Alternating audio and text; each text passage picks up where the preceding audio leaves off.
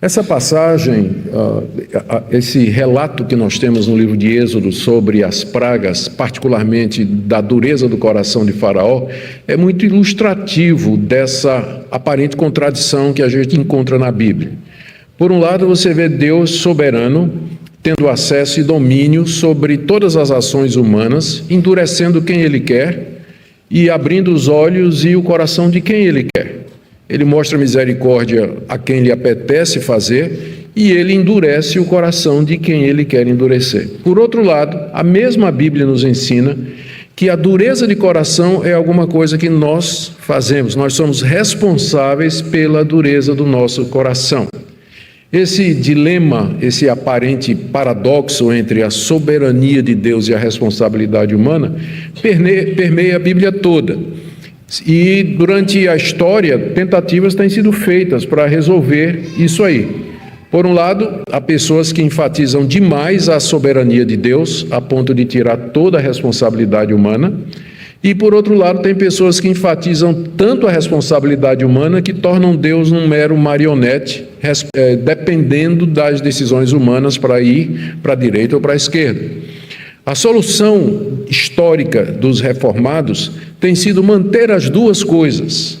Manter tanto a soberania de Deus como a responsabilidade humana. Deus é absolutamente soberano nas suas ações.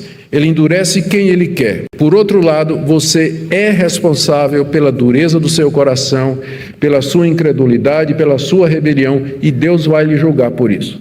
Pastor, como é que isso pode ser? Não sei. Isso, como diriam os nossos irmãos pentecostais, é mistério, irmão. Esse é mistério. Mas nós estamos acostumados a conviver com mistérios no cristianismo, não é verdade? Mistério da Trindade.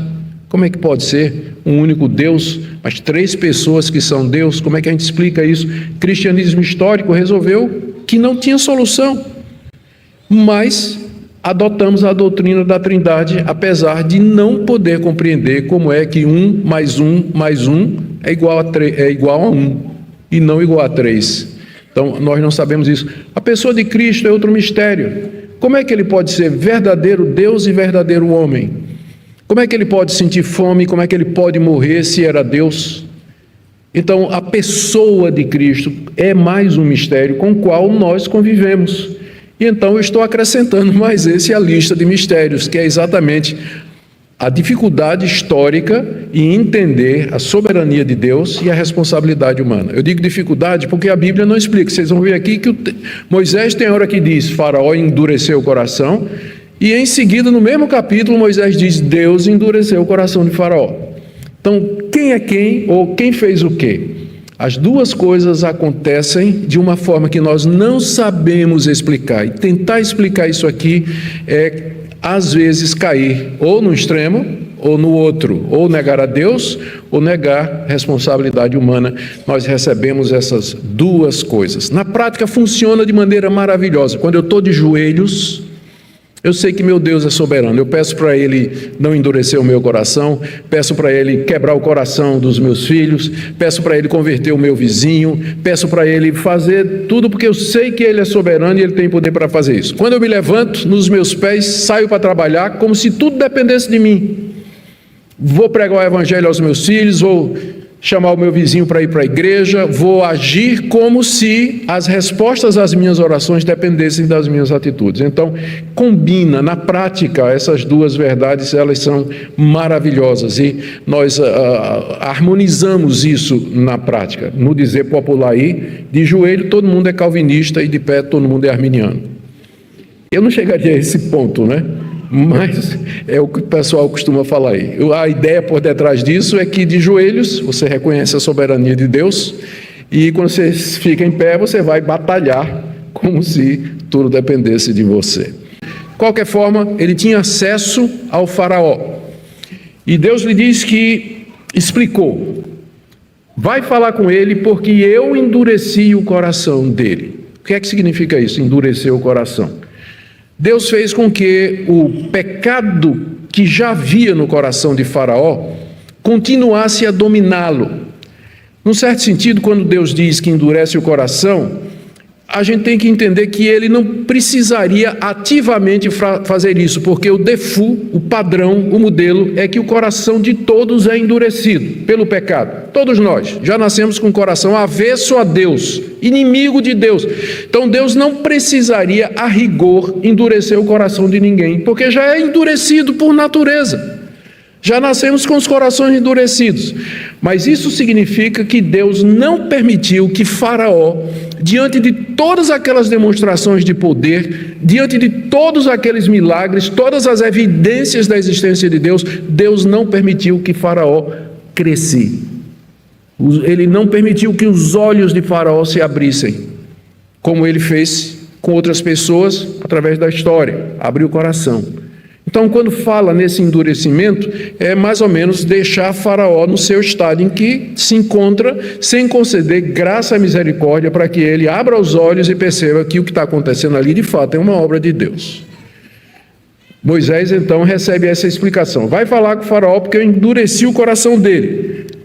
Por que propósito Deus faria isso?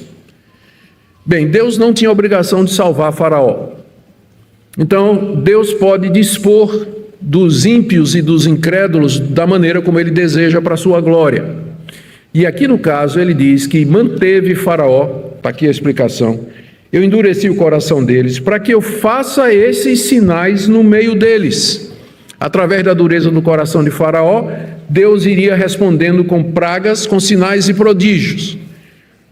Para que isso? Verso 2, para que você, Moisés, possa contar isso aos seus filhos e aos seus netos, de como eu zombei dos egípcios e quantos sinais fiz no meio deles, e para que vocês saibam que eu sou o Senhor. Então, por que Deus fez o que fez no Egito? Está aqui. Moisés, você vai contar aos seus filhos e aos seus netos o que é que eu fiz no Egito. Os sinais e prodígios, como eu zombei dos egípcios, dizendo assim, cadê os seus deuses? Cadê esses deuses que vocês inventaram? Cadê Osíris? Cadê Horus? Cadê Ísis? Todos esses deuses que vocês acham que são os deuses que comandam a natureza e o destino dos homens, por que eles não impediram tudo isso? Resposta, porque não são deuses. Imaginação do homem, é criação do coração idólatra do homem. Então Deus zombou dos egípcios, tripudiando sobre ele, mandando praga sobre tudo aquilo que os egípcios consideravam sagrado. O rio Nilo foi o primeiro, considerado como divino, sagrado. Deus transformou as águas que davam vida em morte, sangue. E assim cada praga sucessivamente tem a ver com algum deus egípcio. Deus mandando e mostrando a sua glória, seu poder sobre os egípcios. É isso que Moisés deveria, era por isso que Deus estava endurecendo o coração de Faraó. E veja como ele termina o verso 2, e para que vocês saibam que eu sou o Senhor. Aqui é para os hebreus, para que vocês, hebreus, povo da aliança, saibam que eu sou o Senhor, Todo-Poderoso. Portanto, vocês não terão outros deuses diante de mim. E aí seguem aqueles mandamentos.